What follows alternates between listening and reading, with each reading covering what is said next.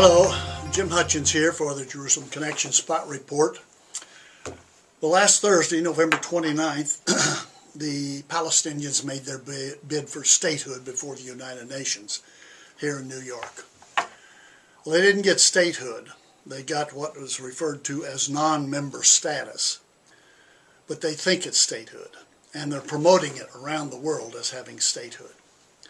It is not that. But they're going to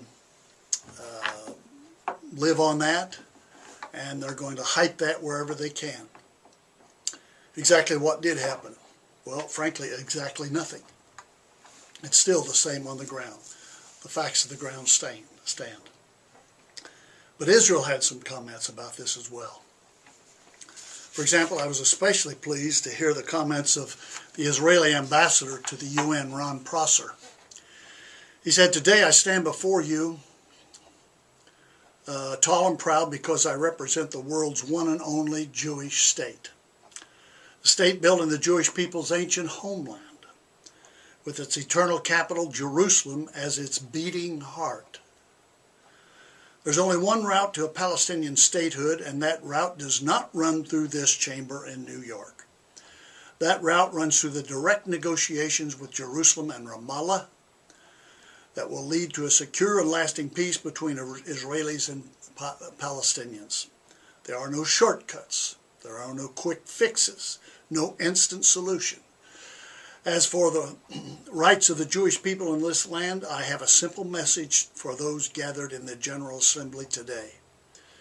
No decision by the UN can break the 4,000-year-old bond between the people of Israel and the land of Israel."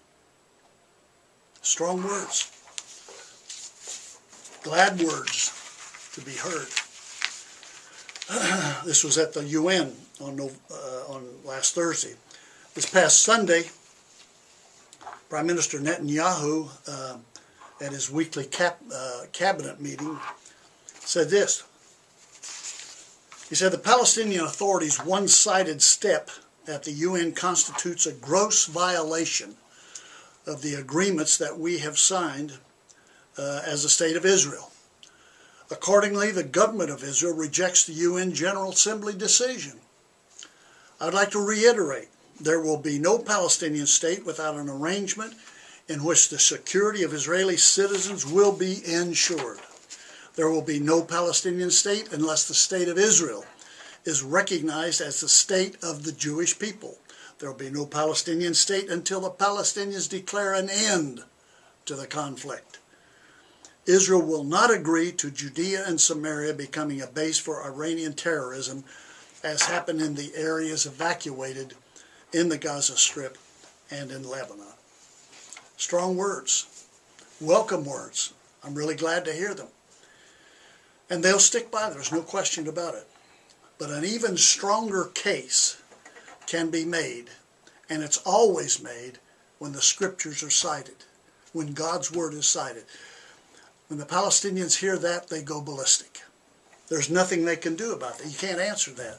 God has spoken, and he's not equivocated. Listen to his words, for example, in Genesis chapter 15. "On that day Yahweh made a covenant with Abraham and said, 'To your descendants I give this land from the river of Egypt to the great river Euphrates.'" Then chapter 17, verse 7, he says, "I will establish my covenant as an everlasting covenant." Does everlasting mean today? I think so. "I'll establish my covenant as an everlasting covenant between me and you and your descendants after you for the generations to come, to be your God and the God of your descendants after you." The whole land of Canaan, Judea and Samaria, West Bank, are at the heart of the land of Canaan. Whole land of Canaan, where you're now an alien, I will give as an everlasting possession to you and your descendants after you, and I will be your God. God is not stammered. There's no question but what he means. And this word will stand beyond any of the hype that can come out of the United Nations here in New York. God has spoken, and it will happen. Till next week, Od Ki Yavo Shiloh, or until Messiah comes, Shalom Aleichem.